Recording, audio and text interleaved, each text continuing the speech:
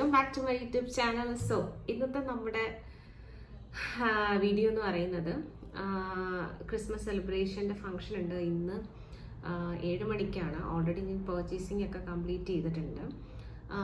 നമ്മൾ സ്കൂളിലൊക്കെ പഠിക്കുമ്പോഴത്തേക്കും നമ്മൾ ക്രിസ്മസ് ഫ്രണ്ടിനെ തിരഞ്ഞെടുക്കുമല്ലോ. അപ്പം അതൊക്കെ ഇവിടെ ഉണ്ട് ഞങ്ങളുടെ കമ്പനിയിൽ. ആക്ച്വലി ഇത് കഴിഞ്ഞ വർഷം ഞാൻ ഇങ്ങനെ ക്രിസ്മസിൻ്റെ സെലിബ്രേഷൻ കാര്യങ്ങൾ എന്തൊക്കെ കാര്യങ്ങൾ വെക്കണം എന്ന് പറഞ്ഞപ്പോൾ ഞാനാണ് ഈ ഒരു സംഭവം ഇൻട്രൊഡ്യൂസ് ചെയ്തത്. ഇങ്ങനെ ഒരു എന്താ പറയുക, നമ്മൾ സ്കൂളിലൊക്കെ ഇതുപോലെ ക്രിസ്മസ് ഫ്രണ്ടിനെയൊക്കെ ചൂസ് ചെയ്യും. അപ്പോൾ നമ്മൾ ഗിഫ്റ്റ്സ് ഒക്കെ മേടിച്ചു കൊടുക്കും. അപ്പോൾ ആ ഒരു സംഗതി അങ്ങനെ വെച്ചു. അപ്പോൾ ഇന്ന് അതിൻ്റെ കുറച്ച് പാക്കിംഗ് ഉണ്ട്. അത് കൂടാതെ നമ്മുടെ കൊളീഗ്സിന് എൻ്റെ വക അവർക്ക് ഒരു കാർഡും ഒരു ചോക്ലേറ്റ്, ഒരു സ്മോൾ എന്താ പറയുക ക്രിസ്മസ് ഗിഫ്റ്റ് പോലെ എല്ലാവർക്കും ഞാൻ ഇങ്ങനെ കൊടുക്കാമെന്ന് വിചാരിക്കുന്നുണ്ട്. അപ്പോൾ അതിൻ്റെ പാക്കിംഗ് ആണ്. ഓൾറെഡി ഞാൻ ഷോപ്പിലൊക്കെ പോയി കുഞ്ഞു കുഞ്ഞു ഷോർട്സൊക്കെ എന്നെ കൊണ്ട് പറ്റുന്നതൊക്കെ ഞാൻ ഇട്ടിട്ടുണ്ട് യൂട്യൂബിൽ. അപ്പോൾ നമുക്ക് പാക്കിങ് സ്റ്റാർട്ട് ചെയ്യാം. അപ്പോൾ ഞാൻ മേടിച്ചിരിക്കുന്ന സാധനങ്ങളെന്ന് പറയുന്നത് ഇതാണ് ക്രിസ്മസ് കാർഡ്. ഇതിനകത്ത് ഒരു 10 കാർഡ്സാണ് ഇതിലുള്ളത്. അപ്പോൾ ടോട്ടൽ 15 പേരാണ്, 15 അല്ല 17 പേരാണ് ഉള്ളത്. അപ്പോൾ നമ്മുടെ കൊളീഗ് അപ്പം ആക്ച്വലി 17 അല്ല 18 പേരുണ്ട്. അപ്പോൾ ഈ ഒരു ബോക്സിനകത്ത് 10 പീസാണ് ഉള്ളത്. അപ്പോൾ അതുകൊണ്ട് ഞാൻ വേറൊരു ഡിസൈൻ കൂടി വാങ്ങി. ഇതാണത്. അപ്പോൾ ഇതിനകത്തും 10 പീസ്, ചിലപ്പോൾ 1, 2, 3 ഒക്കെ എക്സ്ട്രാ വരും. അത് നമുക്ക് വെച്ചേക്കാം. പിന്നെ ഞാൻ ഈ ഡിസൈനുള്ളത് ഞാൻ കാണിച്ചത് ഈ സെയിം ഡിസൈൻ തന്നെയാണ് ഇതിനകത്ത് വരുന്നത്. ഈ ബോക്സിനകത്ത് ടോട്ടൽ 12 എണ്ണമാണ് ഉള്ളത്. അപ്പോൾ ഈ ഒരു ഇതാണ് ആ കാർഡ് വരുന്നത്. അതിനകത്ത് ജസ്റ്റ് എന്തോ എഴുതിയിട്ടുണ്ട്, merry Christmas and happy new year എന്ന് എഴുതിയിട്ടുണ്ട്. ഈ സൈഡിൽ നമുക്ക് എന്തെങ്കിലും എഴുതാം. അപ്പോൾ ഇങ്ങനെയാണ്. ഇതിന് എൻവലപ്പ് ഉണ്ട്, വൈറ്റ് കളർ എല്ലാത്തിനും എൻവലപ്പും ഉണ്ട്. ഓരോന്നിനും എൻവലപ്പ്. അതെന്തെങ്കിലും ഒരു കോട്ട് എഴുതണം. അത് ഞാൻ പാക്ക് ചെയ്യുന്നതിന് മുന്നേ എല്ലാം എഴുതും, എല്ലാത്തിലും എഴുതണം. കഴിഞ്ഞ പ്രാവശ്യം ഞാൻ എല്ലാവരെയും ആർക്കാണോ കൊടുക്കുന്നത് അവരുടെ പേര് എഴുതിയിട്ട് ഒരു കോട്ട് എഴുതി, വിഷ് ചെയ്യുന്ന ഒരു കോട്ടൊക്കെ എഴുതിയിട്ട് എൻ്റെ സൈനൊക്കെ ഇട്ടായിരുന്നു കൊടുത്തത്. ഈ പ്രാവശ്യം അങ്ങനെ ചെയ്യണമെന്നുണ്ട്. ആക്ച്വലി ഇപ്പോൾ ഇവിടെ ഏകദേശം 4:45 ആയിട്ടുണ്ട്. 7 മണിക്കാണ് പ്രോഗ്രാം. അപ്പം അതിന് മുന്നേ ഇതൊക്കെ ശരിയാക്കാം. ഓക്കെ, ഇതാണ് ഈ ക്രിസ്മസ് പപ്പയുടെ നമ്മുടെ ഇതിൻ്റെത്.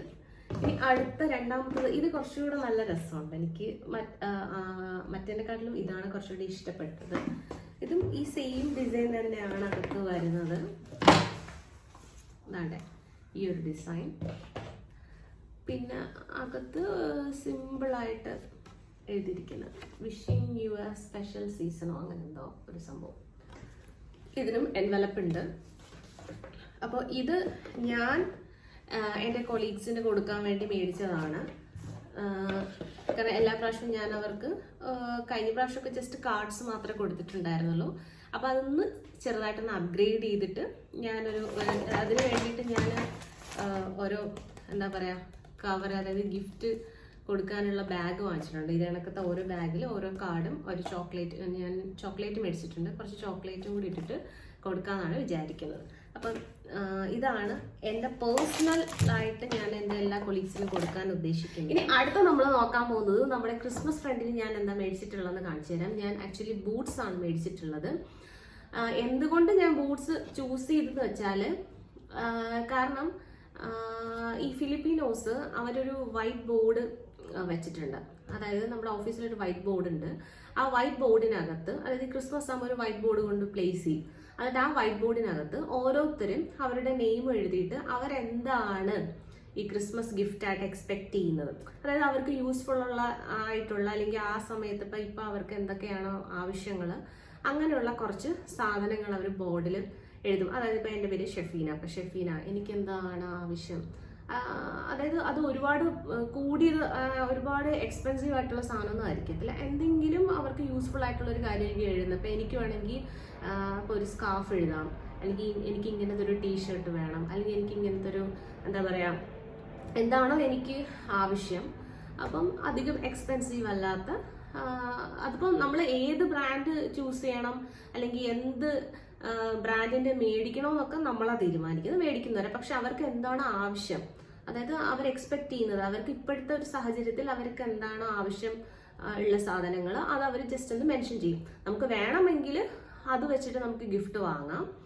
അതല്ല അവർ അതിൽ എഴുതിയിരിക്കുന്ന നമുക്ക് മേടിക്കാൻ താല്പര്യം ഇല്ലെങ്കിൽ നമ്മുടെ ഓണായിട്ട് നമുക്ക് എന്താണോ മേടിക്കാൻ ഇഷ്ടം അത് നമുക്ക് മേടിച്ചു കൊടുക്കാം. ആക്ച്വലി അവരത് എഴുതുന്നതാണ് ഏറ്റവും നല്ലത്. കാരണം അപ്പോൾ നമുക്കറിയാം അവരെന്തായിരിക്കും എക്സ്പെക്ട് ചെയ്യുന്നത്, അവർക്ക് ഏത് തരത്തിലുള്ള സാധനങ്ങളായിരിക്കും ഇഷ്ടം. അപ്പോൾ അതൊക്കെ എഴുതുമ്പോഴത്തേക്കും നമുക്ക് കൂടുതലായിട്ട് മീൻസ് എളുപ്പത്തിൽ നമുക്ക് മേടിക്കാൻ പറ്റും. ഓക്കെ, അവർ ഇന്നതാണ് ഉദ്ദേശിക്കുന്നത്. അപ്പം ആ ഒരു രീതിയിൽ. പക്ഷെ എന്താണ് മേടിക്കുന്നത് കറക്റ്റ് അവർക്ക് അറിയില്ലല്ലോ. അവർ എഴുതിയിട്ടുണ്ടെങ്കിൽ നമ്മൾ എന്താണ് കൊടുക്കുന്നത്, ഏത് ബ്രാൻഡിൻ്റെ ആണ് കൊടുക്കുന്നത്, ഏത് ടൈപ്പാണ് അതിൻ്റെ. ഇപ്പോൾ ഒരു സാധനത്തിന് പല ടൈപ്പ് കാണുമല്ലോ. അപ്പം അങ്ങനെ. അപ്പം എനിക്ക് കിട്ടിയ ഒരു പയ്യനാണ്, റോബർട്ട് എന്നാണ് പുള്ളിക്കാരൻ്റെ പേര്. അപ്പം അവൻ എഴുതിയിരുന്നത് ഷൂസ്, ലെതർ, പിന്നെ സൈസും എഴുതിയിട്ടുണ്ടായിരുന്നു. സൈസ് ആക്ച്വലി പുള്ളിക്കാരൻ മെൻഷൻ ചെയ്തിട്ടില്ലായിരുന്നു. ഞാൻ ഇങ്ങനെ പറഞ്ഞ് എല്ലാവരും അവരവരുടെ സാധനങ്ങൾ എഴുതിയിട്ട് സൈസൊക്കെ മെൻഷൻ ചെയ്തിട്ടുണ്ടല്ലോ, അത് ആരും മെൻഷൻ ചെയ്യാത്ത, റോബോട്ടൊന്നും മെൻഷൻ ചെയ്തിട്ടില്ല. എങ്ങനെയാ ആൾക്കാരത്, അഥവാ ഇത് തന്നെയാണ് മേടിക്കുന്നതെന്ന് ഞാൻ ചോദിച്ചപ്പോൾ വന്നിട്ട് പുള്ളിക്കാരൻ ചുമ്മാ സൈസ് എഴുതിയിട്ട് പോയി. ചിലപ്പോൾ മനസ്സിലായിട്ടുണ്ടാവാം, എനിക്കറിയില്ല. അങ്ങനെ ബ്രൗൺ ലെതർ ഷൂ എന്ന് എഴുതിയിട്ടുണ്ടായിരുന്നു. അപ്പോൾ ബ്രൗൺ ലെതർ ഷൂ എന്ന് പറഞ്ഞപ്പോഴത്തേക്കും എനിക്ക് എൻ്റെ മനസ്സിൽ വന്നത് ബൂട്ട്സ് ആണ് പെട്ടെന്ന് വന്നത്. അങ്ങനെ ഞാൻ എന്താണ്ട് ഈ ഒരു ബൂട്ട്സ് ആണ് ഞാൻ മേടിച്ചത്. സൈസ് കറക്റ്റ് ആണോ എന്ന് അറിയില്ല. പുള്ളിക്കാരൻ അവിടെ എഴുതിയിരുന്ന സൈസ് തന്നെ മേടിച്ചത് US 11 ആണ് പറഞ്ഞ് അവിടെ എഴുതിയിരുന്നത്. ഞാൻ അത് തന്നെ മേടിച്ചിട്ടുണ്ട്. അപ്പം എന്തായാലും അറിയില്ലല്ലോ, ബ്രാൻഡ് ചേഞ്ച് ആകുമ്പോഴത്തേക്കും സൈസ് ചിലപ്പം മാറുമായിരിക്കാം, അറിയില്ല. അപ്പോൾ എന്തായാലും അപ്പോൾ പുള്ളിക്ക് ഇഷ്ടപ്പെടുമെന്ന് വിചാരിക്കുന്നു. അപ്പോൾ നമുക്കിന്ന് ഫംഗ്ഷന് പോയിട്ട് നോക്കാം ഇഷ്ടപ്പെടുമോ ഇല്ലയോ എന്നുള്ളത്. അപ്പം നമുക്കിപ്പോൾ ചെയ്യാനുള്ളത് ജസ്റ്റ് ഒന്ന് പേപ്പർ കൊണ്ടൊന്ന് കവർ ചെയ്യാമെന്ന്. എനിക്ക് കവറിങ് പരിപാടിയൊന്നും കഴിഞ്ഞ വർഷം ഞാൻ എൻ്റെ കൊളീഗ്സിനെ കൊണ്ടായിരുന്നു ചെയ്യിപ്പിച്ചത്. ഞാൻ ഓഫീസിൽ രാവിലെ പോയിട്ട് കുറേ സാധനങ്ങളൊക്കെ അവരെ കൊണ്ടൊക്കെ ചെയ്യിപ്പിച്ചിട്ടുണ്ടായിരുന്നു. അവരോട് ഹെൽപ്പ് ചെയ്തിട്ടാണ് ഞാൻ എല്ലാം ഒക്കെ ചെയ്തത്. കാരണം എനിക്ക് ഈ ഒട്ടിക്കുന്നതും പാക്ക് ചെയ്തതെന്ന് ഞാൻ അങ്ങനെ ചെയ്തില്ല. കൂടുതലും വീട്ടിലൊക്കെ ആണെങ്കിൽ ഉമ്മി അല്ലെങ്കിൽ പണ്ട് ഹോസ്റ്റലൊക്കെ നിൽക്കുന്ന സമയത്ത് എൻ്റെ ഫ്രണ്ട്സ് ആരെങ്കിലുമൊക്കെ ആയിരിക്കും എനിക്ക് ഇതൊക്കെ റാപ്പ് ചെയ്തൊക്കെ തരുന്നത്. എനിക്ക് ഇതിനെ പറ്റിയിട്ടൊന്നും വലിയ ഐഡിയ ഇല്ല. ചെയ്യും, പക്ഷെ ചിലപ്പോൾ കുളമായൊക്കെ പോകാറുണ്ട്. കാരണം പെർഫെക്റ്റ് ആയിട്ട് നല്ല നീറ്റായിട്ടൊക്കെ ചിലപ്പോൾ ഇരിക്കണം എന്നില്ല. എന്തായാലും ഞാൻ ജസ്റ്റ് ട്രൈ ചെയ്യാം. അപ്പോൾ നമുക്ക് ഇത് പാക്ക് ചെയ്യണം, പിന്നെ ഇതും പാക്ക് ചെയ്യണം. അപ്പോൾ ഫസ്റ്റ് ഞാൻ ഇത് പാക്ക് ചെയ്യാം.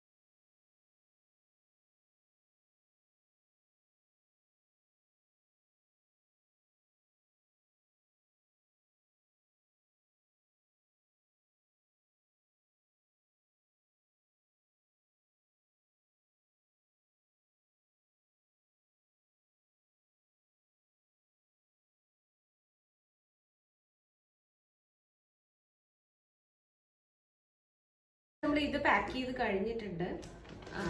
ഇത് ഒരുവിധം ഞാൻ എങ്ങനെയൊക്കെയോ പാക്ക് ചെയ്തു. ഈ സൈഡ് ഇങ്ങനെ കട്ട് ചെയ്തിട്ട് പാക്ക് ചെയ്യാം. ഈ സൈഡ് കട്ട് ചെയ്തിട്ടാണ് പാക്ക് ചെയ്തത്. ഈ സൈഡ് പക്ഷേ കട്ട് ചെയ്ത് മടക്കി വെച്ചങ്ങ് പാക്ക് ചെയ്ത്. പക്ഷെ എന്തായാലും അത്യാവശ്യം നന്നായിട്ടുണ്ട്. അപ്പോൾ ഇത് കഴിഞ്ഞ് ഇനി എനിക്ക് പേഴ്സണലി ഞാൻ എല്ലാവർക്കും കൊടുക്കാനായിട്ട് മേടിച്ച സാധനങ്ങളൊക്കെ ഒന്ന് ഓർഗനൈസ് ചെയ്ത് അതത് കവറിലേക്ക് പാക്ക് ചെയ്ത് വെക്കാം. അപ്പോൾ ഇനി നമുക്ക് ചെയ്യാനുള്ളത് ഈ കാർഡ്സിനകത്തൊക്കെ എന്താണ് കുറച്ച് കോഡ്സുകൾ എഴുതണം. ആ കോഡ്സും കൂടെ എഴുതിയിട്ട് വേണം നമുക്ക് പാക്ക് ചെയ്യാൻ. അപ്പോൾ ഞാൻ കോഡ്സ് എഴുതട്ടെ. അപ്പോൾ ഇനിയിപ്പോൾ ഓരോരുത്തർ പേരെഴുതാനൊന്നും സമയമില്ല. ലാസ്റ്റ് നമുക്ക് പുറത്ത് വേണമെങ്കിൽ നമുക്ക് എഴുതാം, ഔട്ട്സൈഡ്. തൽക്കാലം ഇതിനകത്ത് നമുക്ക് ആദ്യം കോഡ്സ് എഴുതാം. അപ്പോൾ എന്താ എഴുതാൻ എഴുതാം.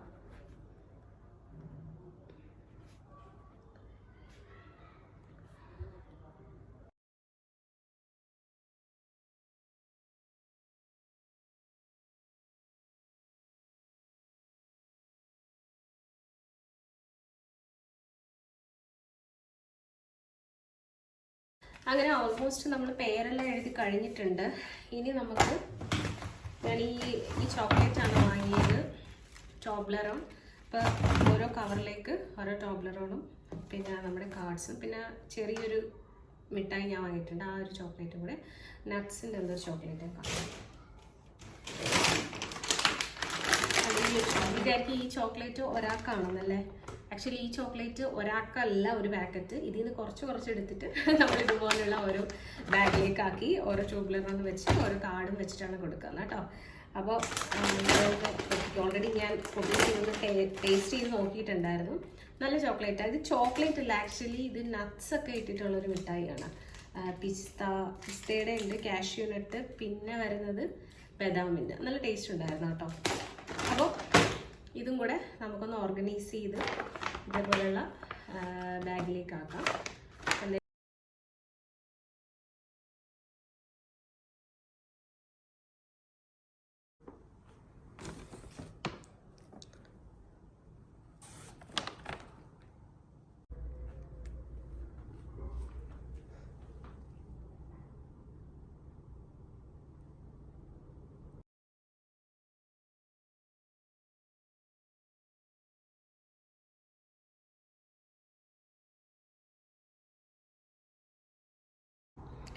അങ്ങനെ നമ്മൾ റെഡിയായി, സാധനങ്ങളൊക്കെ അറേഞ്ച് ചെയ്ത് വച്ചു. ഇനി അങ്ങോട്ടേക്ക് പോകണം. അപ്പോൾ ഹനബ് വണ്ടി എടുക്കാനായിട്ട് പോയേക്കാണ്. അപ്പോൾ വണ്ടി എടുത്തിട്ട് നമുക്ക് അങ്ങോട്ട് പോവാം.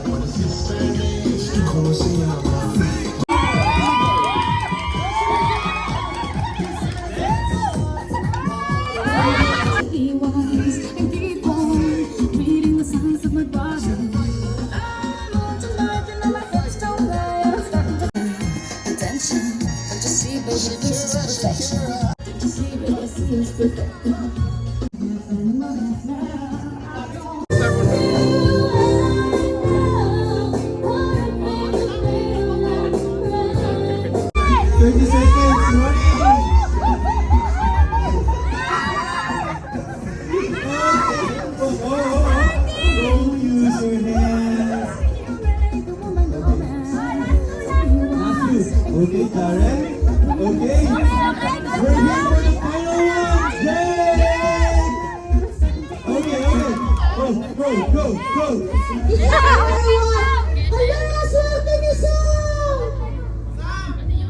Yeah, your time go hand over.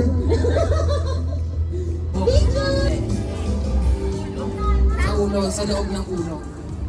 Hindi. Tama?